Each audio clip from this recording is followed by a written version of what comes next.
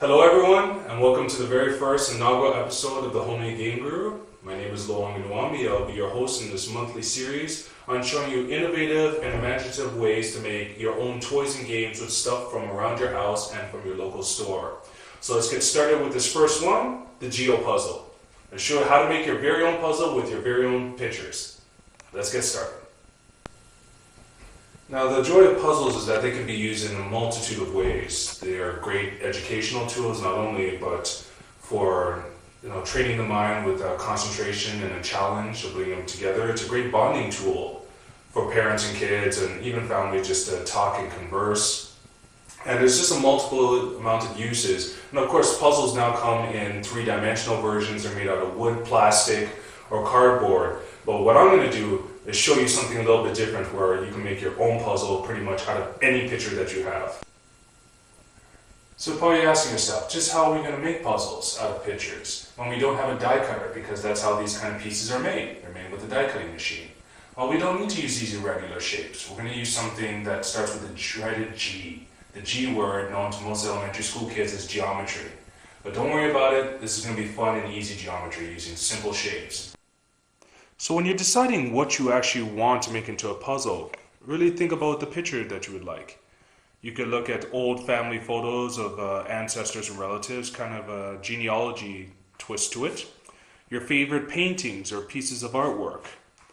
Your direct family, here's my nieces and nephews. Baby pictures, either that of your own or someone you know.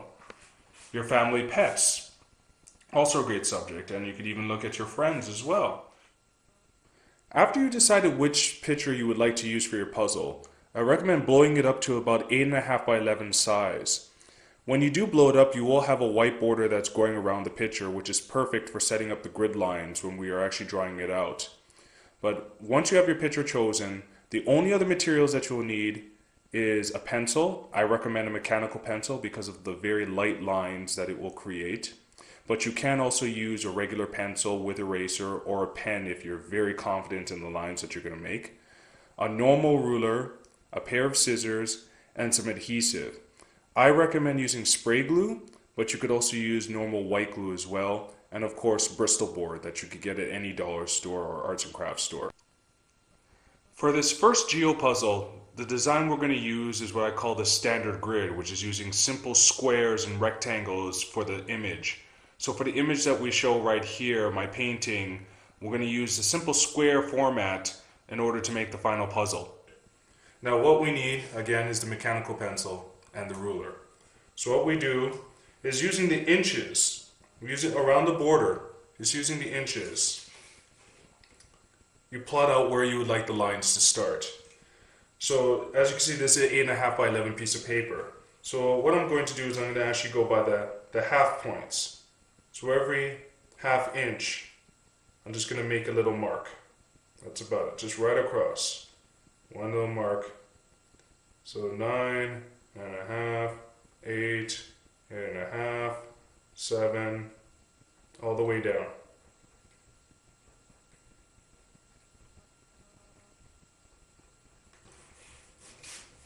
And then I'll just leave that space there. Now I'm going to do the exact same thing on the top part. In the white space that's there, again, copying the same type of motion. So there we go. Every half inch. Once we got our lines on both top and bottom, the next thing we need to do is join them. And to do that, all you have to do, again, is just put your ruler, put them connecting the two lines. So we have the one little notch up there, the one little notch down here. And you just use your pencil, line them up, and just draw a line right across. So there, we got the the vertical lines going on the piece. Now all we need to do is the horizontal lines. It's the exact same process, the exact simple thing to do. Again, set it up. It doesn't matter what intervals you use, if you want to use a half an inch, a full inch, 3/4 of an inch. The main thing is that you do the same thing for the top as it is for the bottom. So, because this is 11 inches, 11-inch piece of paper, I'm going to do this by full inches.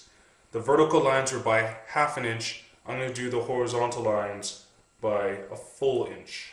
So now that we have the lines on our image, the next major step is to have it glued down onto the Bristol board.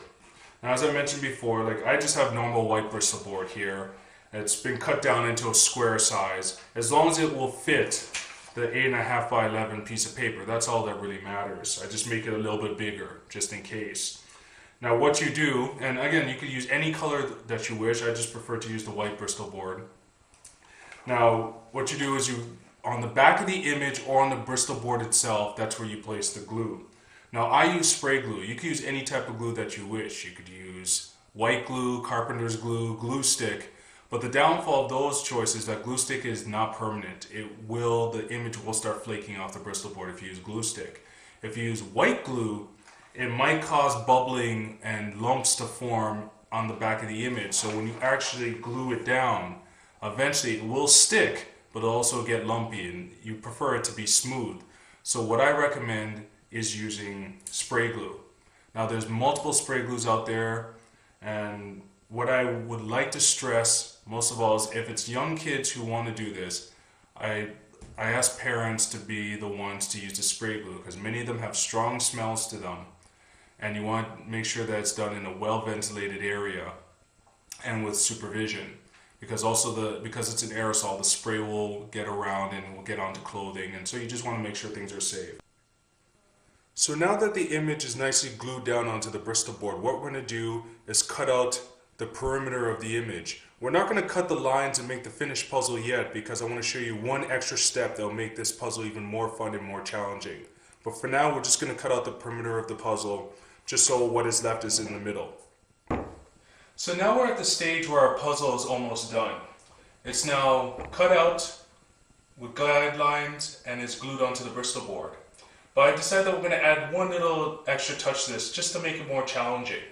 We're going to add a new dimension, or namely, another side to it. As I showed you before, that I had multiple pictures that I could have used, and I wanted to also add in my nieces and nephews into this puzzle, and to give the puzzle a little bit more of a challenge. So what I did, just like I did with the original photo, is that I blew up the picture to 8.5 by 11, I glued it on to a piece of Bristol board, and then cut it around the border. And once that is done, what I'm going to do with the original image that has the cut lines on it, I'm going to put them front to back, and that's going to become the final puzzle. So now we have our final image all glued together. We have the front and the back all glued onto two pieces of Bristol board, and as you can see, it's very stiff, very sturdy. Now the final stage is cutting it. Now that taking the side that has the lines, you simply cut it any way you feel is the best way. So after you're completed cutting out the entire puzzle, there you have it. One 8.5 by 11 piece of paper that's now become a puzzle consisting of 165 pieces based on a 1 inch by 1/2 inch pieces. And even if you compare this to your average puzzle piece, you can see there's really not that much of a difference. Average puzzle piece is just a little bit bigger. But pretty much you have a fun and challenging puzzle that of course has two sides to it. You have the one picture, and here's the other side of the image. Again, with the small individual pieces when flipped over. So there you have it, your very own geo-puzzle made with simple rectangular shapes. Enough pieces to equal that of any jigsaw puzzle, except this one includes your own images in a double-sided format. So I hope you found this very informative and fun, and that you'll enjoy the process. And I always like to state that for the parents out there, that if you have young kids that's doing this, that you work with them, especially with the scissors, the cutting, and the gluing. Just make it a whole family process, and to make sure that everyone's safe doing this. And if you go onto my website, which is homemadegameguru.com, I also have a video on how to make a cardboard enclosure. Since these are not interlocking pieces, I show you how to make, just out of glue and cardboard, how to make an enclosure so when the puzzle is finished, you just leave it in an enclosure and it stays in place. And again, that's on my website, homemadegameguru.com.